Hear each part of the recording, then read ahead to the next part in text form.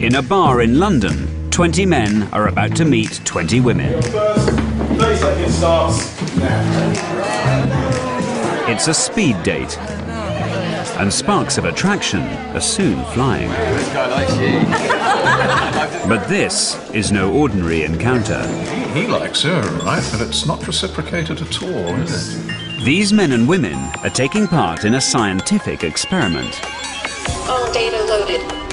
They've all been measured. Their preferences have been explored. Very pleased with that man. And their deepest desires revealed. You're happy with that? Yep. I'm in love with that. That's perfect. Now scientists will try to find them a perfect match. Match found. And their predictions will be put to the test. She's smiling warmly and winding him down at the same time.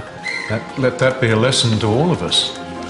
But in the game of love, nothing ever goes according to plan. It was a disaster.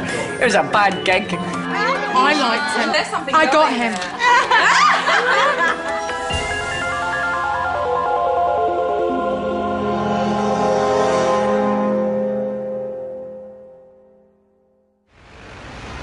There are over 4 million single women in Britain, and Beth Eagland is one of them.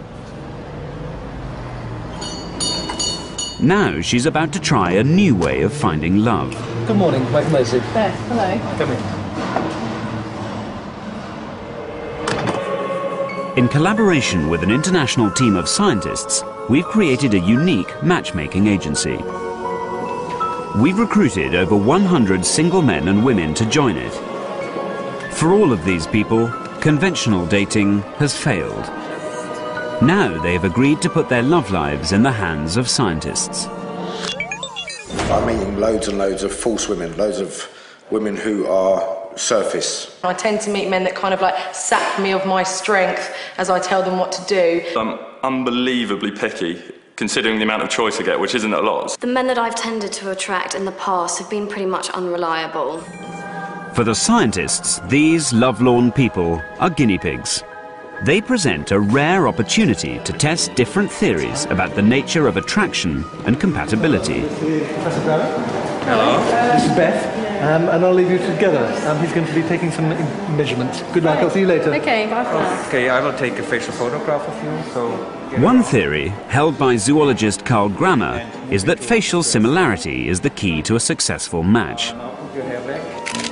Facial similarity to a male might be a predictor for relationship stability. So how it has to be similar, or We have to be similar. right? Okay. Oh, interesting. I'm looking for Keanu Reeves, but I'm probably not going to be able to get him, so someone who looks exactly like him. Somebody who's really outgoing, blonde, busty and beautiful. My ideal man is someone with an Oxford education and an SW7 postcode. Glenn Wilson is a psychologist whose CQ test can tell if a couple will be compatible before they've met. How important to you is sexual exclusiveness? It's certainly very important. Fidelity? I think the old lapse is forgivable. This one is reciprocated, and both in CQ and facial similarity. Chances are that would be an ideal match. If the scientists succeed, it will herald a revolution in dating. And no one would welcome this more than Beth Eagland. Perfect partner, honest, busty, younger and intelligent. Pathetic. Beth is a successful career woman. She's been single for over a year and is finding it increasingly hard to meet men. I'm knocking on, almost 33. If I ever want to think about having children, then I have to think about it now. It's just one big vicious circle of going out with, pathetic losers most of the time. To increase her options, Beth has volunteered to see if the scientists can make her more attractive before she's introduced to anyone. By analysing the geometry of beautiful faces, a plastic surgeon has developed a special mask. This transparency represents a template of perfection. And although Beth's face falls short, a makeup artist can use it to pinpoint the features which need the most help. Right, so You can see on here, your mouth is good. And we can just even out the top line so that it's a bit more even. And the only thing that I think is quite obvious from this is the position of your eyes. So what I'm going to do is use toner and highlighter to create the illusion that they're a little bit further apart. The beauty mask is normally used to inform the decisions made by cosmetic surgeons, but it can also be used in this simple and more cost-effective way. Turn the mirror over. Yeah, it's nice because it still looks like me, but I can see exactly what you've done. I think men are going to stop me on the street. No, I look lovely. Oh, excellent. Thank you. Can scientific insights also be used to make men more attractive to women? Okay. Peter Kerr has volunteered to find out. Well, today we're going to talk about Thatcher, so that'll get us started. What else Peter is a 37-year-old politics lecturer. Monetarism, that's good. How does that work? Married in his 20s, he's now divorced and has been single for 2 years. What do you think women think of you? The most repeated thing that women say about me is that I'm a really nice guy. But actually, that's usually fatal when women say that. How do you rate yourself physically? Physically, I'm short, skinny, minging. What's minging? What's minging? That'd be the technical word for not very good looking. Right. Peter thinks it's his physical appearance that's the problem. But what can he do to improve it? Okay, can I borrow you for a moment? Thank you. I just want to get an impression of this guy here. This is Peter, okay? Before he's introduced to anyone, the scientists are going to identify precisely what is turning women off. What I need from you is your immediate impressions, okay? So what age do you think he is? 40. 40. What do you think he does? If you just meet him in the street, what would you say he did? I don't know, maybe he works in a shop. And if a scale of 1 to 10 of attractiveness, if 10 is really sexy and 0 is not at all. Me personally, yeah. 0. 0, right. Peter can't hear what the women are saying until the results are played back to him. What age? Maybe 46. 46. Oh my God. What sort of job do you think he does?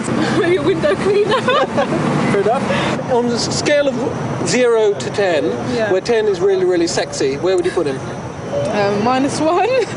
Yeah, really. Would you go on a date with him? No. Would you go on a date with him? I've got a boyfriend, so no. But if I didn't, no. Oh, sorry. What's emerged from the experiment is that Peter is perceived to have a low-status job and income, where most scientific studies suggest women are attracted to men who can provide resources. The next day, a fashion stylist gives Peter a more affluent look. Good luck.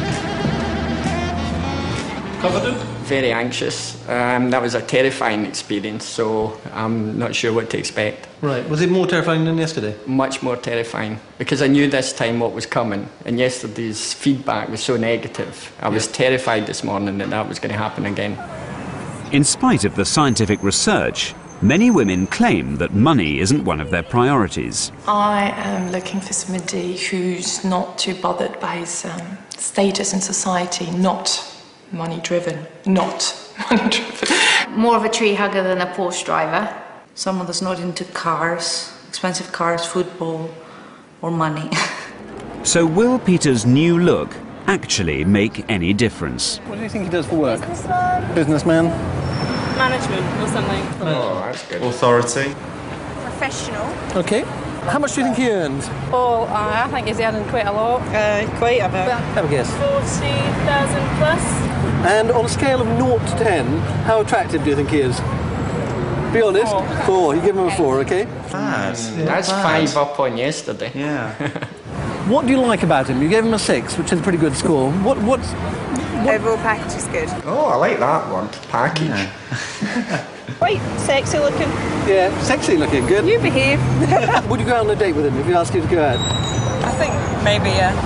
Would you consider Depends it? where he was going to take me. Right, okay. Good answer. Oh, fabulous. Well, that's Exactly. a huge difference from yesterday. I've quantified some of the numbers here. and it's very, very interesting. In terms of your job, they upgraded you considerably. And that's reflected also in your income. Yesterday, the figure most people typically came up with was 30,000. Today, it was 40,000.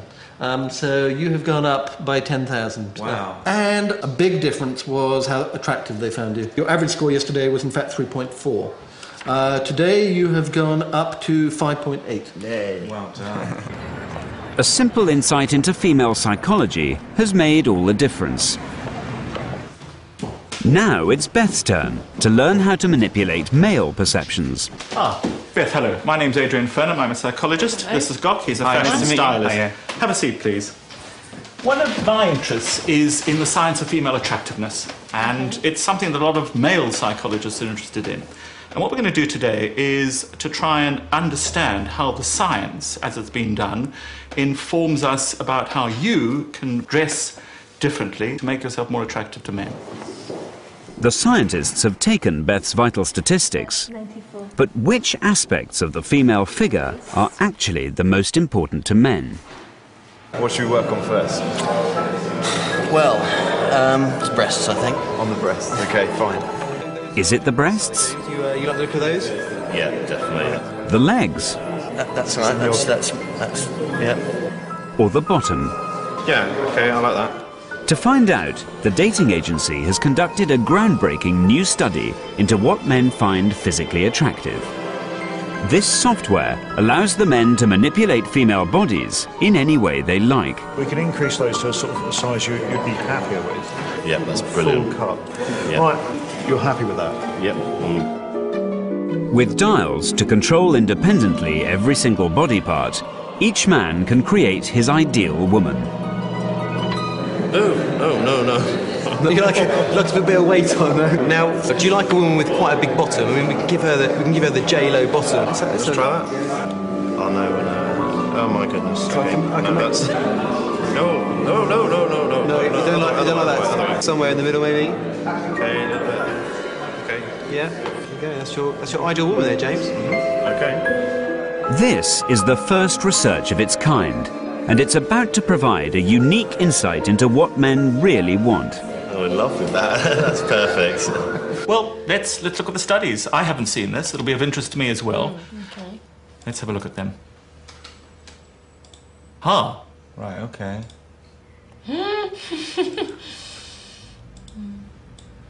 Look at the difference between those last two. The amazing difference in the breast size and the waist. See how the stomach is changing and the breasts are changing.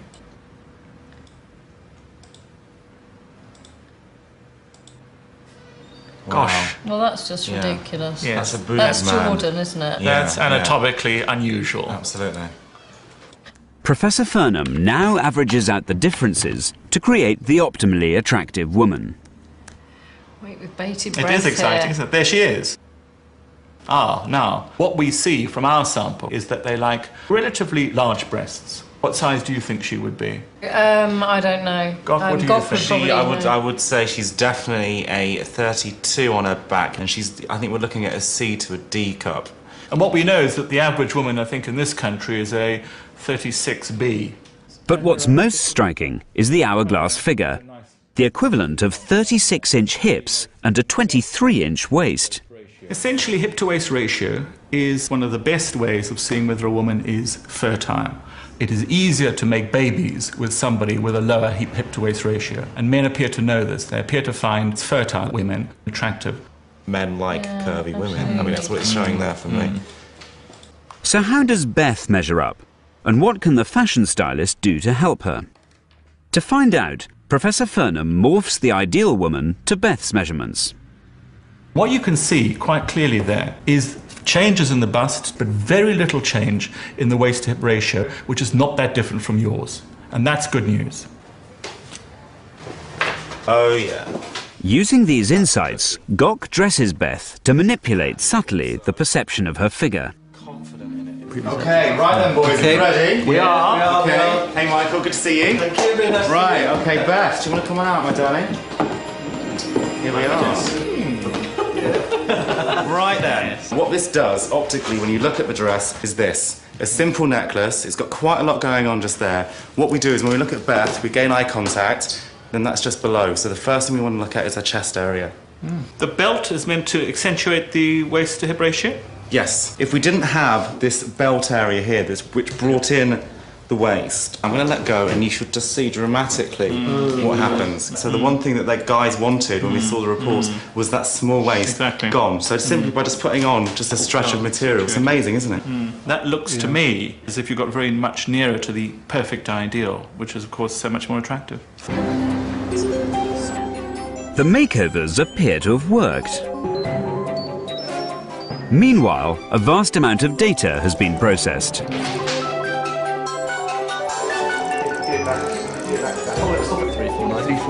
349, okay.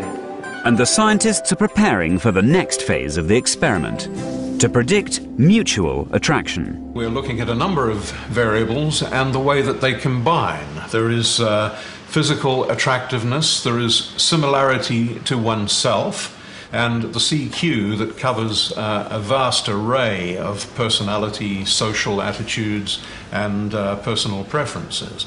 What type of relationship would you prefer? CQ stands for compatibility quotient. The test has been developed using happily married couples and predicts how well a couple are likely to get on in the long term. Rather ambitious task we have here, but we would suppose that if a person showed compatibility in all of these areas, then the future would be quite rosy. The predictions will be tested at a speed date. The scientists have selected 20 men to meet 20 women at an event which will generate 400 encounters. None of these people has any idea who the scientists have matched them with, but they have very clear ideas about what they want. The woman that I'm looking for is someone who likes to do the household chores, cooking, cleaning and whatever. Rich, so she can support my expensive lifestyle.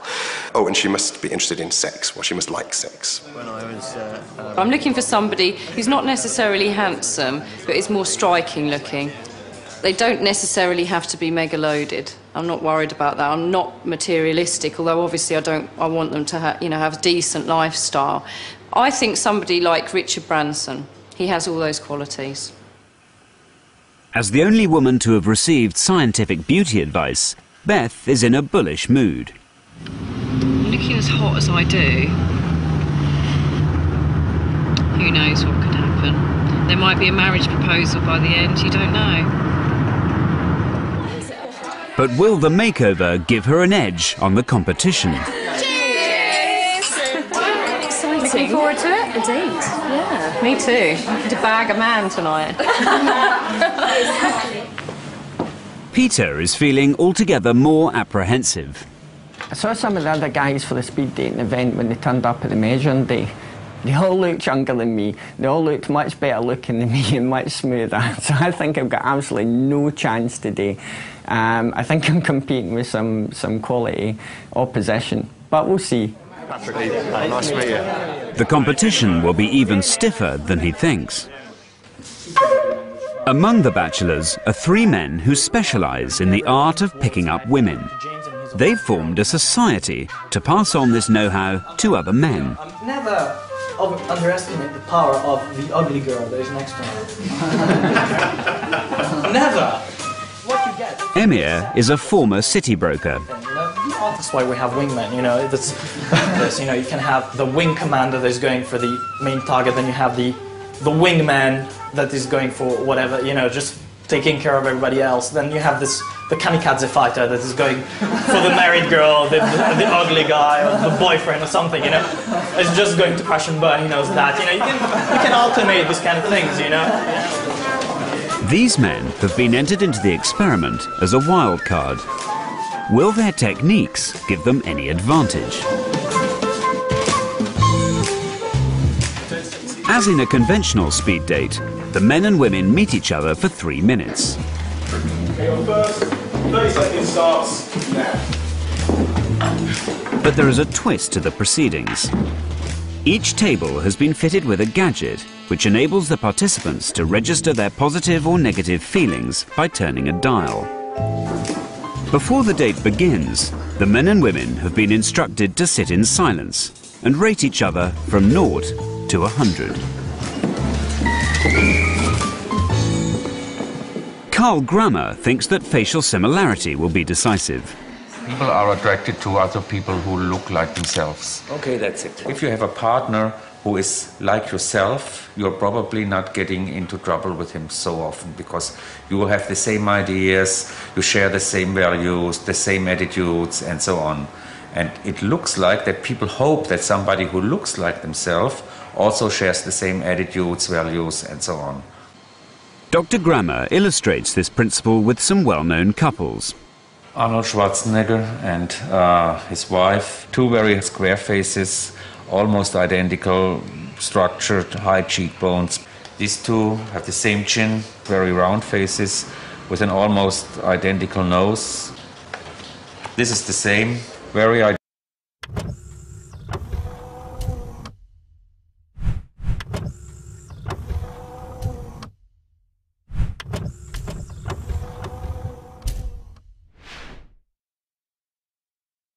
identical mouth. They also have a comparable nose, and the eyes are almost of the same form and color even.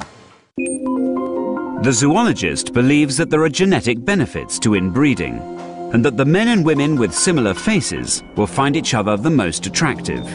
Using special software, he has created a facial similarity index for everyone in the agency. Match found. Match found. Match found. So will Grant be attracted to Leanne? Match found. Gail to Simon? And what about Beth? Match found. It turns out that several men have similar faces to her, so Carl Grammer has joined forces with Glenn Wilson to identify her best match. OK, Carl, shall we look at the faces that are most similar to Beth, and I will lay out the faces that have the highest CQ scores. Dr. Wilson's compatibility test has identified the men with whom she has the best chance of success. So is this our problem or theirs? Beth is a property manager who likes to be in control. Yeah, OK, well, can you arrange for that then? OK. Right, let's go and have a look inside. Hey? In her previous relationships, she's usually been the dominant partner. I'm independent and I'm a strong character, and men think that they want that, and they think that's great about me, and that's great when we're dating, you know, they think that's great, but after 3 months down the line or whatever, when it's a serious relationship, they realise that I'm not the kind of person they do want. They want someone who's going to stay at home and not have the strong opinions that they were attracted to in the first place, and that's my personal difficulty, but and I find that with all men and always have done. But the scientists have identified 4 men who match Beth facially and psychologically. How about that? That's a pretty good hit rate, considering we started with 50 people.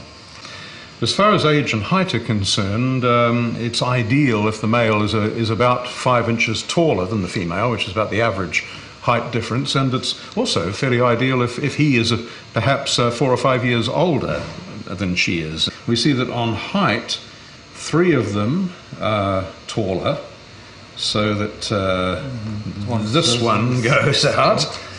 And in terms of age, they're all actually younger. The nearest is this one. And his CQ is the highest of them all, so if the chemistry was right, they would get on extremely well together.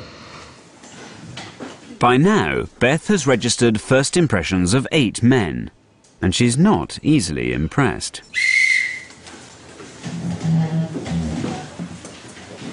At last, she meets Dave. Both of them, of course, are completely unaware of the scientist's prediction. A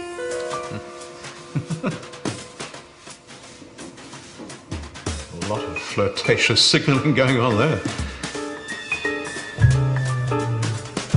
Well, the knob has gone up a little bit there, so she obviously likes the look of him. And what's he going to do? Yeah, it looks as though he's initially attracted to her as well. It's a medium attraction, I think. The same procedure has been used to identify Peter Kerr's best match. So number 2? That's a hit, is it? Yes. Yeah. Like Beth, Peter has no idea he is facing his one scientific match.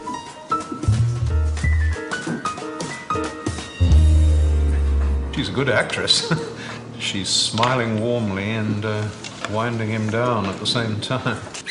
Let that be a lesson to all of us. It starts now. This result is typical of the first impressions. She's flatlining on him. But there's still everything to play for as the speed date proper now begins. Time starts now.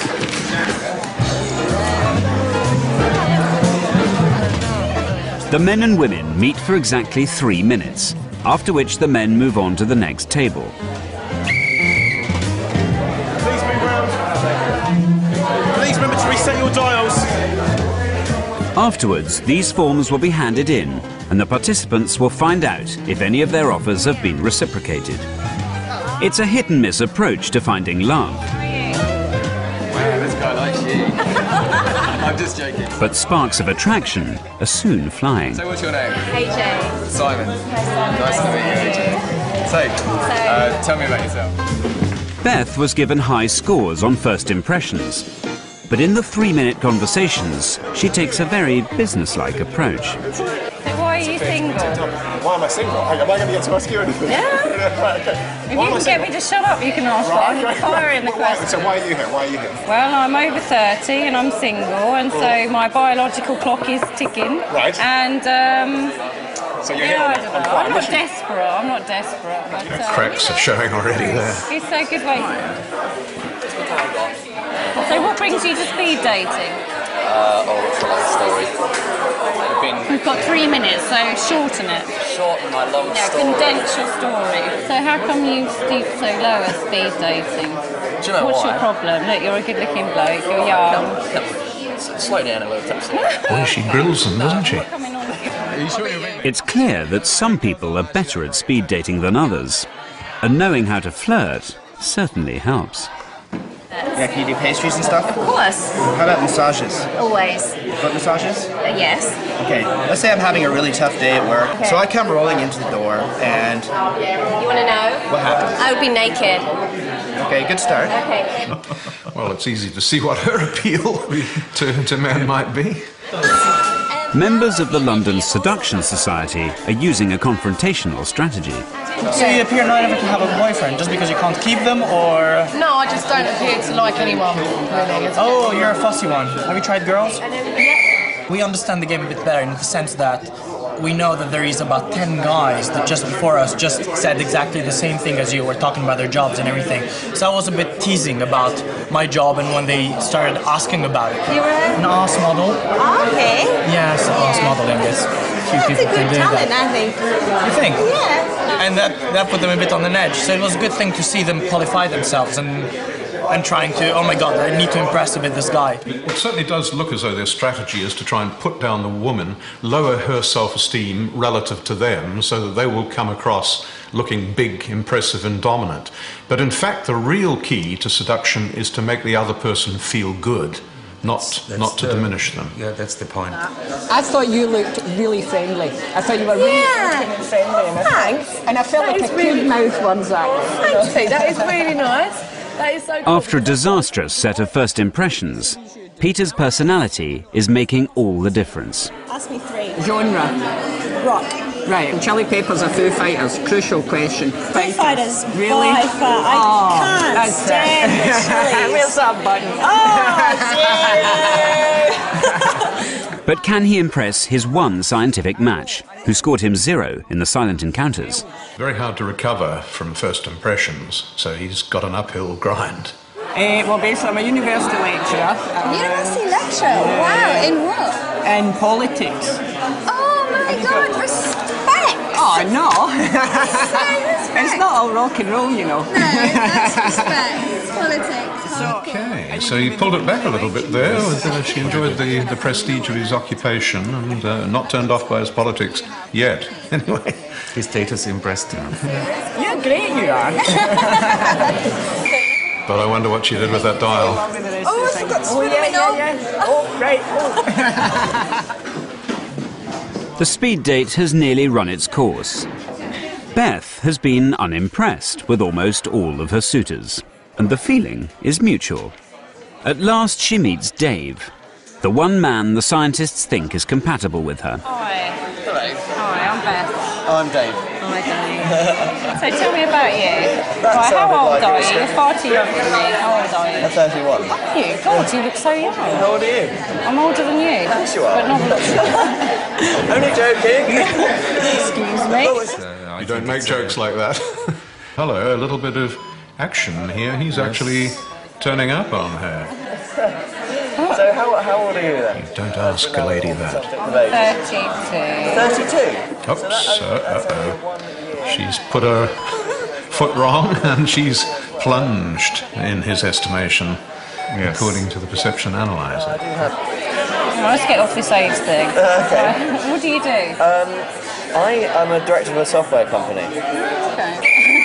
Oh, God. There you go. Dave originally gave Beth 60. Now he turns the dial down, and so does she. Thank you. See you later.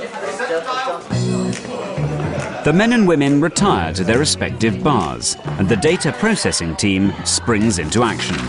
Okay, woman 1035, 23, date, 38, friend, 53, friend. In a few minutes, everyone will find out who has date matches, who has friendship matches, and who has nothing. Peter has adopted a carpet bombing strategy. I think I take nearly every box, basically, just to increase my chances. But I'm the type of person I kind of like people when I meet them, so I think that's desperation, basically.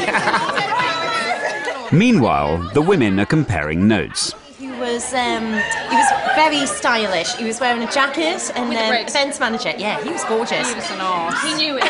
I'm sorry, darling. He was an arse. Yes. The matches have been counted and the results are in. It's the moment of truth for all concerned. So guys, this is your mutual matches. Hey. Everyone receives an envelope containing photographs of successful date matches. Or news that they don't have any.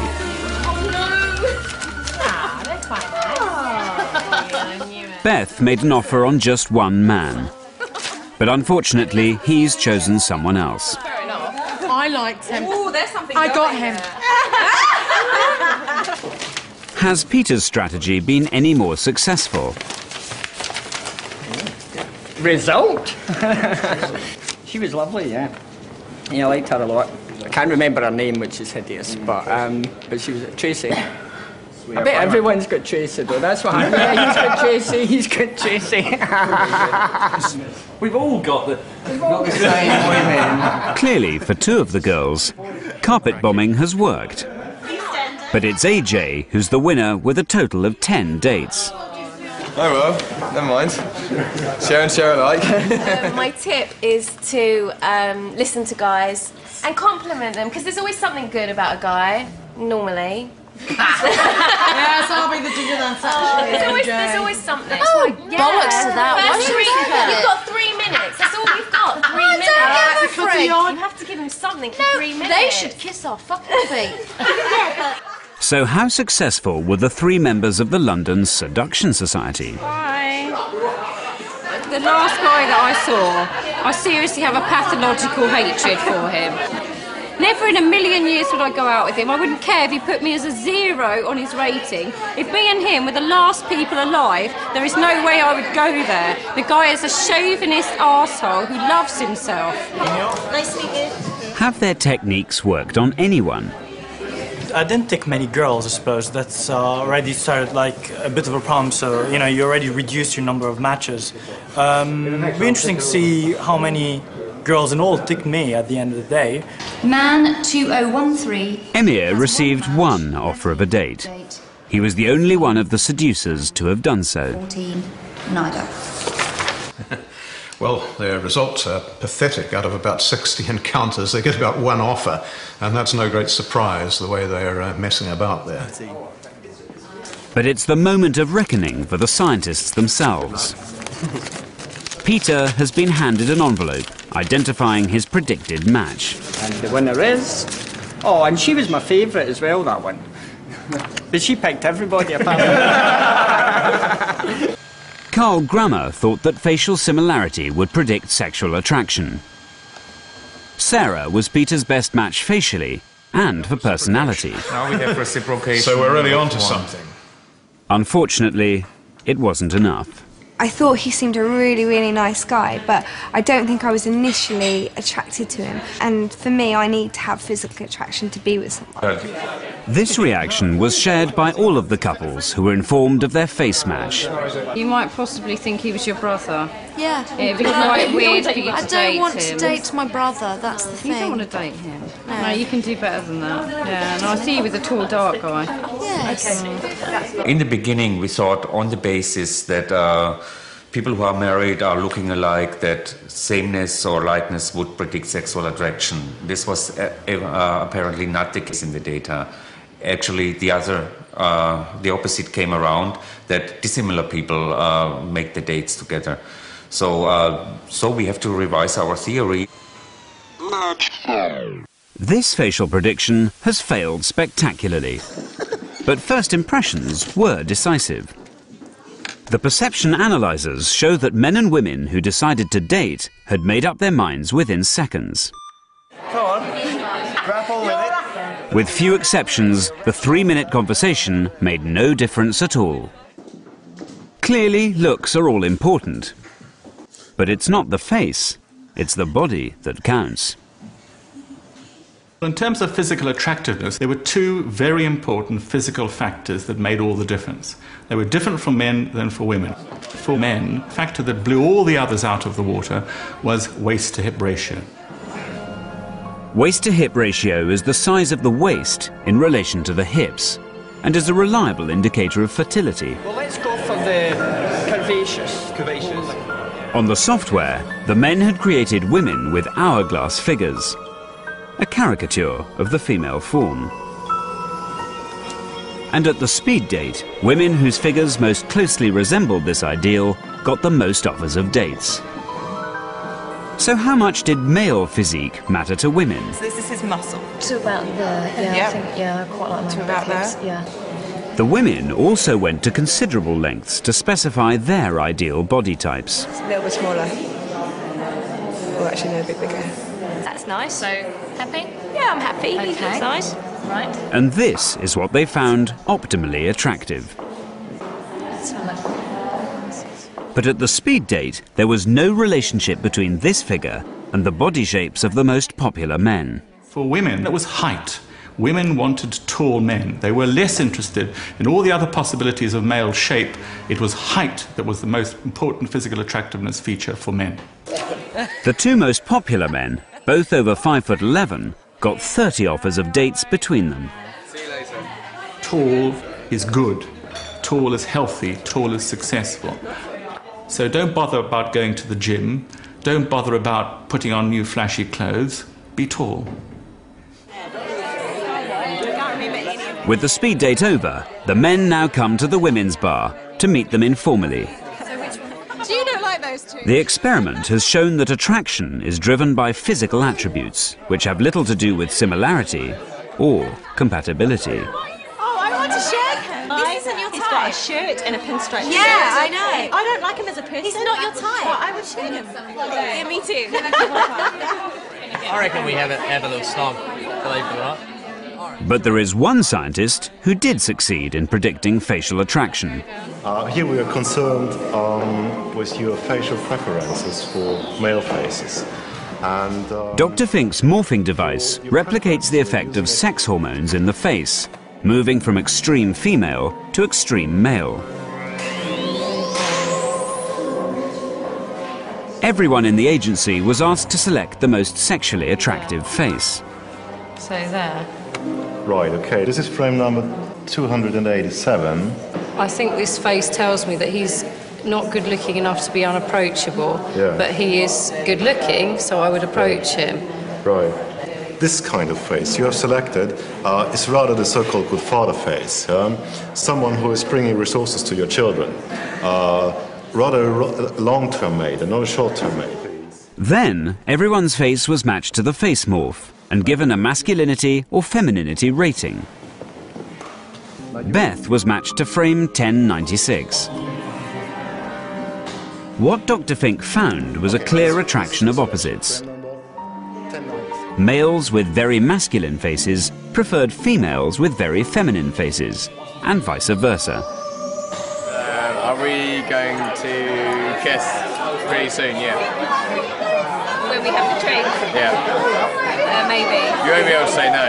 Really? Simon and AJ are an obvious example. Sex hormones have pushed their faces in very different directions. But the morphing device also predicted attraction between another couple. Match found. Beth and Dave matched for facial similarity. But unlike most similar couples, they also had reciprocal preferences according to the face morph. Okay, I have two faces here. One is Beth and the other one is Dave. It's going to be interesting to look at her preferences. When I look at the frame numbers, this was quite closely together. This was 287 and 255. So I do think there is a great chance that she will find him sexually attractive.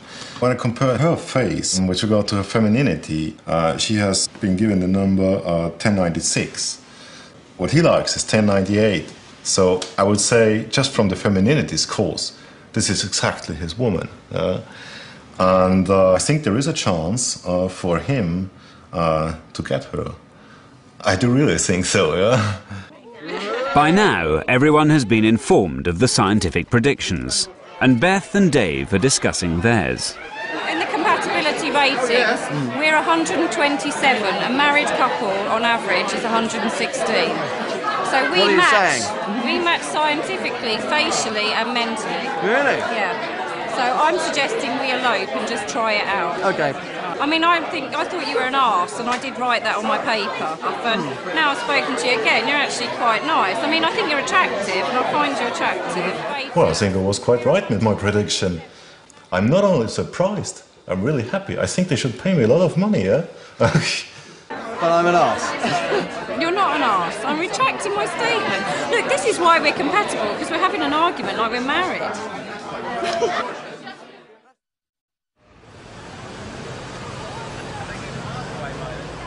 It's 2 weeks after the experiment, and Peter is preparing for a date, but not with Tracy.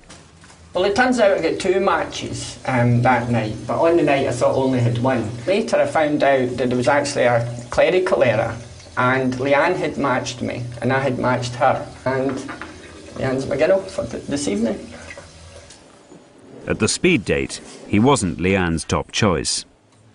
She's only agreed to meet up because her favourite, Steve, is dating someone else. My hobby is stand-up comedy. It's a hobby? Yes, a hobby. I think that's really, really amazing to be able to do that. I'm really into comedy. I always go to stand-up. It's good fun, actually, and everybody shakes your hand and they'll come Yeah, completely. I've been a handshaker in my time. And it's great fun. It's clear that Peter and Leanne have lots in common. I'm going to write it down later. I liked him, and we've been having a good old chat about what he does and what I do, and I think that he and I, regardless of anything that happens, I think we could be friends. And that's just the way I feel. For Peter, the scientists have failed. But several other couples from the dating agency have also had follow-up dates. And there's been no shortage of sexual chemistry. Well, this is interesting. We've got some couples here who are known to have ended up kissing after the speed date. But have there been any enduring relationships? The second time I saw her, sort of realised that no, it's not, it's, no, basically. I really, really don't know what went wrong. I'd like to know. She's a lovely girl, but I just think we would really run out of things or common points of interest. But at the last minute, she had a meeting, a work commitment that she couldn't get out of. I thought he was too young for me. It just didn't work. Just didn't work. That's all I can say.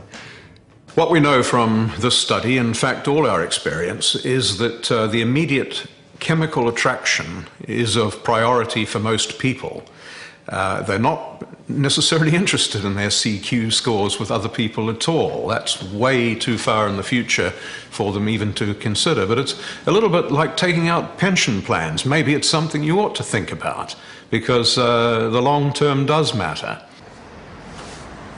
Unlike the others, Beth came away from the speed date empty-handed. But she and Dave were intrigued enough by their scientific match to arrange to meet for dinner and give the dating agency another chance. I did give him a hard time at the speed dating, but when I got to speak to him afterwards, I realised that he was actually quite a nice chap and we had a really good laugh. I'd be interested to see how he feels, really, because I think he probably thinks I'm a bit of a bitch. I'm surprised he's even turning up. But, yeah, let's see. Oh, hello. How are you? How's it going? Very well. Very good. Nice to see you again. Oh, French thing. If Beth and Dave hit it off, it will be the scientists' one successful match. On the CQ test, they shared identical answers on at least 50% of the questions. There was a slight tendency for her to be higher in libido or sexuality, which might suggest that she would make the play in this situation. And what would you like, my dear? Can I have the lobster served extra cruel? Can you poke his eyes out before you kill it? Come on, you must be able to do that. He wants to give it a good scene, too. Yeah. She is so different in these clips that I barely recognised her, as a matter of fact. She's no longer putting the heat on the guy and asking him to give an account of himself, and she's evaluating his humour in a completely different way. The date went well enough for Beth and Dave to meet up again, a week later. I said, you know, will there be something between us? Where do you see that this is, you know, what is the purpose of this? And he said that it wouldn't be going any further. There wouldn't be a relationship because he found me attractive, but there was not going to be anything further. The way she spoke, it reminded me of a member of my family. I grew up years and years ago. And that the association was too strong for me to find her attractive, I guess. Silly thing, really. Well, yes, he wasn't interested in a relationship, but I more than got the impression that if I wanted to go home with him, then that would have been okay. But that's guys for you. What do I expect?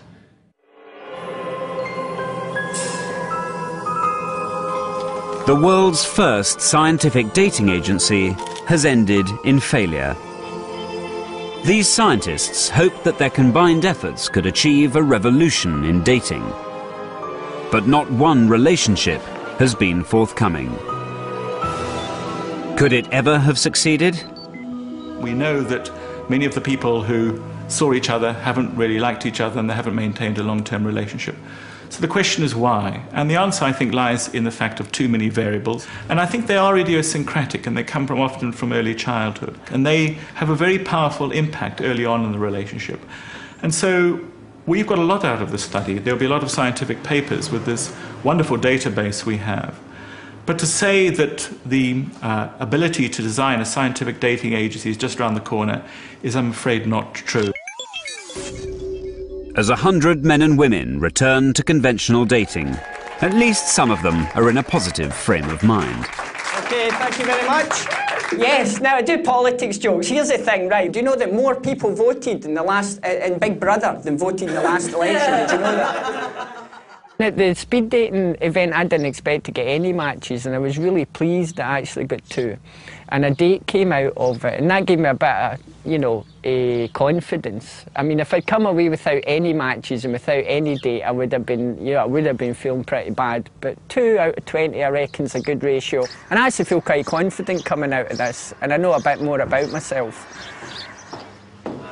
I think science has shown me that I don't need to change. I think that's one of the good things that's come out of it. Oh my God. If you come back to me and say, Beth, you're a washout, then fine, I'd start thinking there's something seriously wrong and I need to go and see some kind of shrink. But as I have been matched, then no, I don't think it's necessary to change. And I think that you can compromise with somebody in a relationship, but not change, no.